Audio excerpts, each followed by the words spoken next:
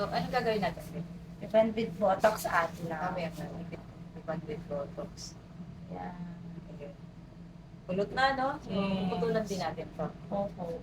Kasi masyado na siyang makapal na din. Ano gupit? Layer B-cut ate. Okay. Wala lang highlights.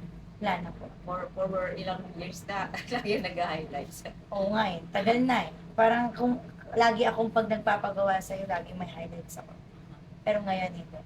Ayun, sige, Color sige, lang sige. ate. Color lang. Color. Ash black. Ash black. Start natin. Yeah. Excited na ako. Yeah. Thank you, ate love. Yan. Saka ano ngayon din, mas better na yung mga gamot na ginagamit natin. So, talagang kung na-miss ka sa mga gawa ko for almost a decade na, mas lalo magugustuhan ko kayo. Kasi yung mga innovation, syempre, ina-adapt din natin.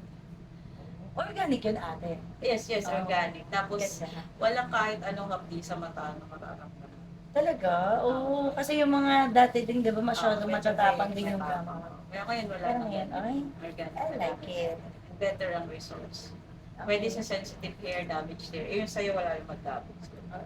Thank you, ate love. Alam mo naman sa'yo lang ako nagpapagawa eh. Yeah. Highly recommended po ang Love Salon. Naku, kung nakita nyo lang yung before ko, guys. Ang pangit ko! Ngayon, tingnan nyo, oh. Dali ka na po kayo dito. Sabi ko nga sa'yo, nag-video lang ako ng payong, te, ubos eh.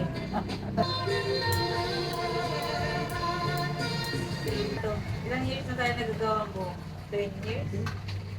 Tagal na.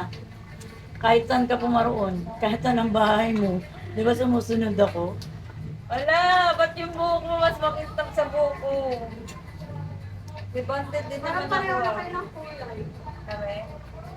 Parang ang ni Milky. Grabe. Tapos may ombre.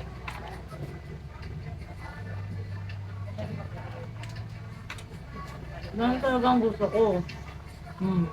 Finish product na po. Tingnan nyo naman, pag tumatawa yung sila. Sobrang income. Kapitan nila. Ay, ang ganda ng likod. Yes. Ay, Ay, nalikod na lang ako. Nakita ko yun sa kama. Yeah. Ah. Kaya tara na! Sa Love Salon!